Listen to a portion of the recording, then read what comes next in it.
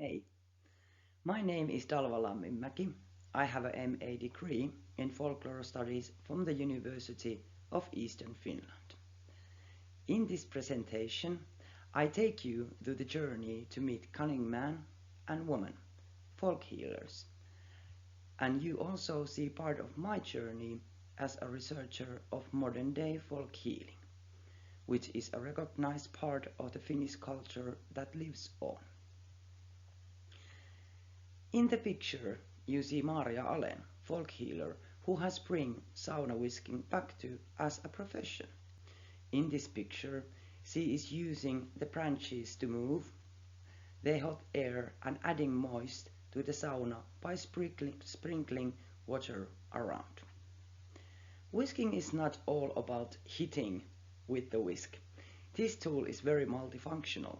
You can wash with it, move the air to the specific areas of the body, and also tree leaves has a natural oils that are good for the skin, and they add the relaxing scent in the air at the sauna.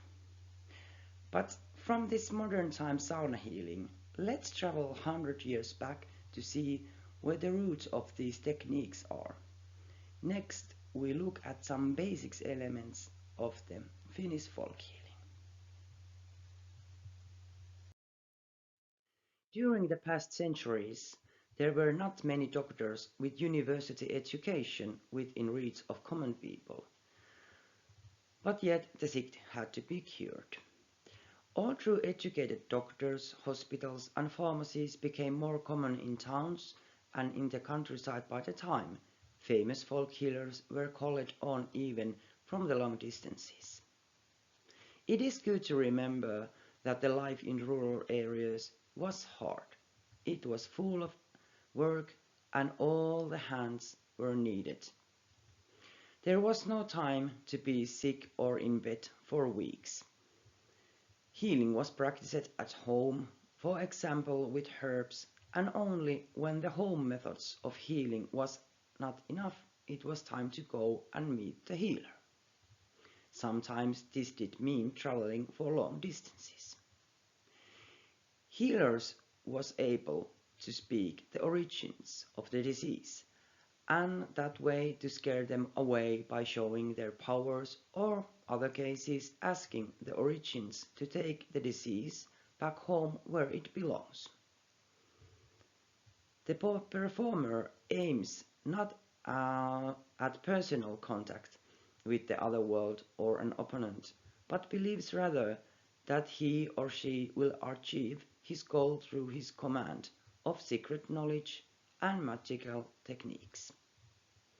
When the healer did indicate the source of the illness, they could make the remedies for it.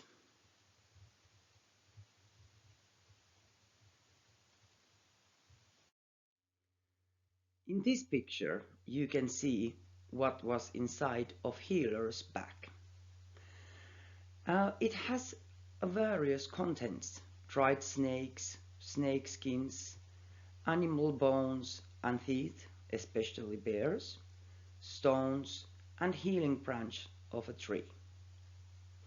Objects that form a circle have been used when making medicine by pouring the ingredients through the hole. Alternatively, a patient may have urinated through the hole in order to release from his or her illness. Objects are mentioned to have been used in a healing practices. It is good to keep in mind that these pictures are from the museum collection, and opinion of these are also from researchers. Museums has collected objects they did have interest and were seen as unordinary.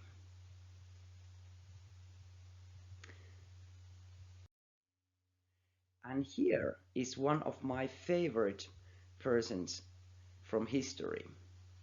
In the picture is Määrämäen Santeri. He was a tietomies. Tieto means knowledge and mies means a man. Santeri did strongly pointed out that he do not use magic, spells, or dreaming in his healing. He did respect medical information, and he was famous of his passion for reading. He did have a large personal library of medical books and newspapers that did have articles about healthcare. He did have good relations to pharmacy, and he was known about his collaborations with doctors. Interesting to me is that he did deny all connections to the old traditional beliefs and ways of cunning man, but he did tell that his gift of reading came as a strong ray of light to his head, and also that is the reason that he became a healer. I do see some similarities in this story to the healers that I have been interviewed. They do not like to mention the spiritual side of their work.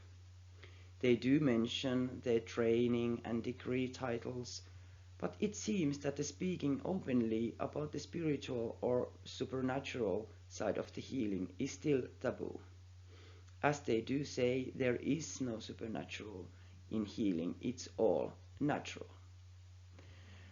They also get information from pharmacists and doctors, as well as vice versa. There has been approval for pharmacists and doctors in the past, some legitimacy for the work of healers. In some cases, it is known pharmacists have asked for advice from healers on the treatment of disease. One could perhaps say that the healers has been their own time emergency department that has treated suddenly cases of illness. And Märämäen Santeri was very known about that. There is lots of stories that tell that he was always helping, always very gentle and wise man. And he was also a gardener, and he did make lots of his own remedies from flowers and herbs and other plants. It has been said that the sauna is poor man's pharmacy and the Finns' health center. And as the saying goes, if spirits, tar and sauna don't help, then the disease is fatal. Many cures of folk healers were centered in sauna. The sauna has traditionally been center of Finnish folk medicine.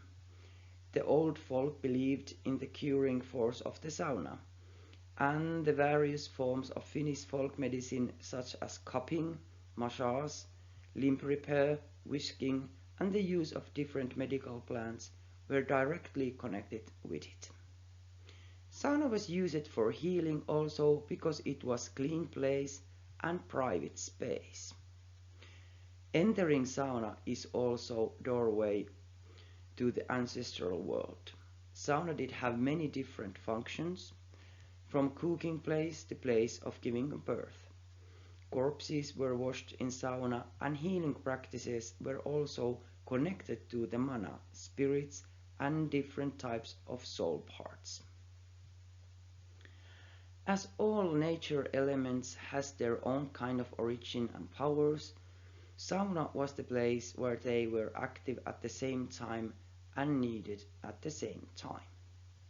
In the picture you can see Pekka Rissanen, who is washing away the pain from this woman's leg, and they are doing it in the sauna, but there has been a photographer also with them.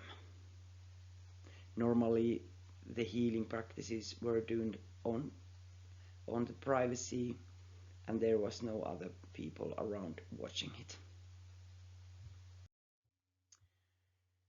So folk healing as profession. There is a clear overlap between traditional folk healing and modern professional folk healing. In the category made by researcher Olavi Räsänen, first one is ecstatics, who did fall into trance to find needed information. Herbalism was very common in healing. making mixes and brews, also adding medicines from pharmacy to the remedies. Verbalism was part of the ritual healing, incantations were used, but also blood staunching were known occupation. Word magic was used also to get rid of the snakes and other pests. Technicians who did use techniques like cupping, bonesetting, and massage are still part of the living culture of folk healing. In my research, I did not find any more healers who would call themselves verbalists or ecstatics. Still today in folk medicine, healing capital is defined as the healer's abilities and experience and the verification, the healer reliability and the approval received from the community as reflected in the quantity of their customers. Modern professional titles of folk healers, through my analysis, it becomes clear that the essential difference between the modern professional and traditional folk healers is in the degree required to obtain new professional titles. The titles and the concepts describing the modern professional folk healers are often related to the healing techniques and methods. Degree titles also show their historical background and the continuity of the profession. At modern titles often added with traditional to explain what kind of technique is used, like it's traditional massage or traditional wet cupping, traditional herbal healing. And what about modern times? In Finland, modern folk healing training is organized by 6 different folk healing and traditional medicine associations or schools.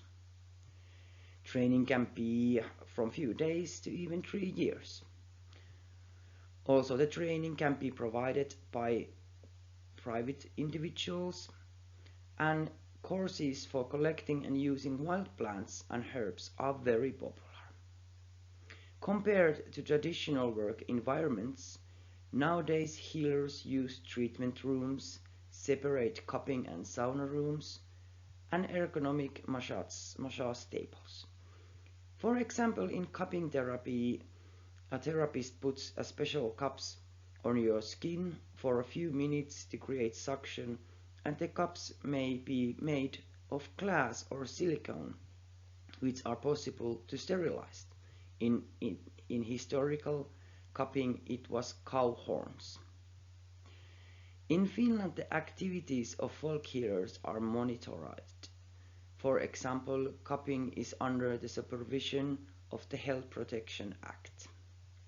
Nowadays, people go to folk healers for many purposes, including to help with the pain, sleeping problem, and stress, for relaxation, and just for well-being. Actually, you could say it is also a type of mental health care, place to be heard and place to be seen. Somebody is taking care of you and you can just relax. And now a place for a little warning. If you are a very sensitive person to blood, the next picture is not for you. But don't be afraid. In this picture, it's actually me. I'm trained wet cupper, and this is me doing my studies. But what about the folk healing today? What it means, what it is. Many methods of folk healing are not recognized in official healthcare. Finnish folk healing methods are very popular today among the health and cultural tourists. A new trend of consumer-centered, market-based health tourism has reinvented the sauna as a place for wellness and leisure. But there is also questions. If promoting the healthful and healthcare benefits of a sauna seems to gain a lot of popularity, tourism marketers needs ways to differentiate their products. And how that is going to happen. Folk healer has fear that the traditional profession is in danger if other kind of alternative medicine and so-called new age belief systems are mixed up with what in Finland is called traditional folk healing. What then happens to the cultural heritage? Finland is a multicultural country, and I wish to hear all those voices when talking about the Finnish sauna. These questions are in my mind more and more. But now I want to say kiitos. Thank you for your interest, and I wish all the best and health for you.